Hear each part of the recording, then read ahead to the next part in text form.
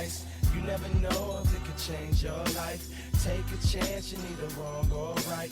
You never know if you don't roll them dice. Hello, Matt. Howdy, Rob. You know how time is a flat circle, Matt? So I've heard. Yeah. It's eternal recurrence. Everything that has happened is bound to happen again. We're ever forever trapped on the wheel. That's usually pitched as a bad thing, but what if the wheel was fun? What if it was like a Ferris wheel or something? What if it was fun doing the same thing a second time? What if history repeated itself as first as tragedy and then as farce, but like in a fun way? Because you like a fun farce. Yeah, I do love a farce.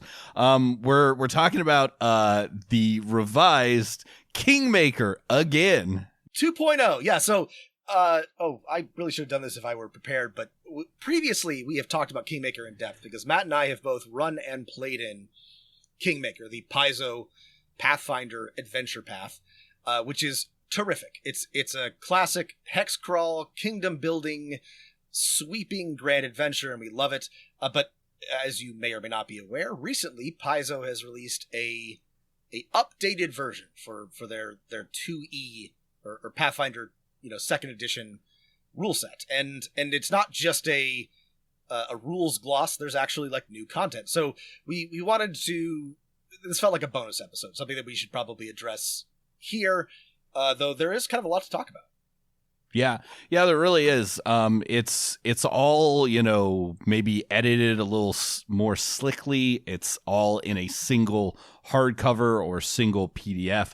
It is massive. It's big. 600 plus pages, flipping through it. But it's a big, massive thing that I think we love. And yeah, I think we'll talk, I don't know, just generally about Kingmaker again, and then maybe some of the changes and maybe whether it's a good idea to run it now in 2023. Yeah.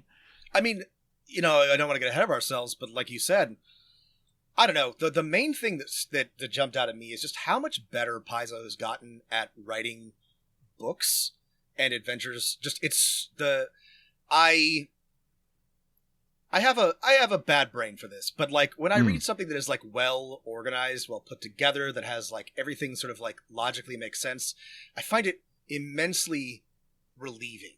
And after, truthfully, I have been reading a bunch of like, I've been reading a bunch of Paizo adventure paths, which are fun because we've been reviewing them. But when I got to Kingmaker, I felt like a great weight had been lifted off of me because it's just so well organized. It's just it makes sense. It flows logically. You can find what you're looking for. All of the charts are like well laid out. It's just such a delight to read. And this is one of the things that I have been very impressed with Paizo about in recent years.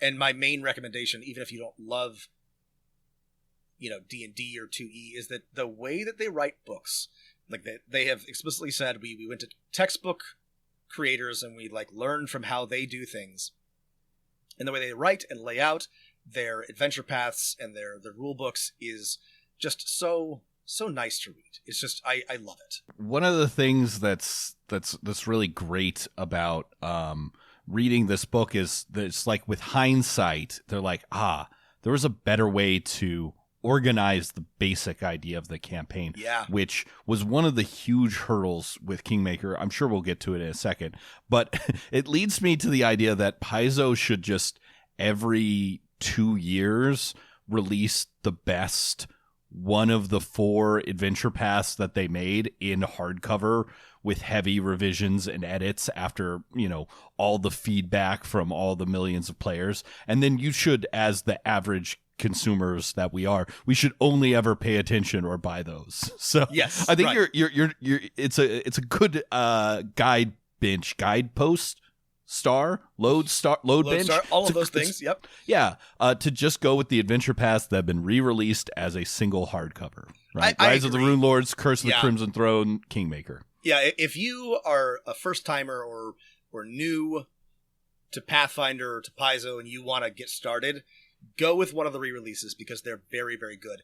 And I think this is so cool, to be honest, because I don't want to call out any, well, I don't know why I care. Why do I care? Look, every other like RPG company, I don't know that you can point to anything and say they are learning and they are growing and they are getting better, right? They're all doing a no growth. Like if you read a Wizards of the Coast rule book or adventure path from this year.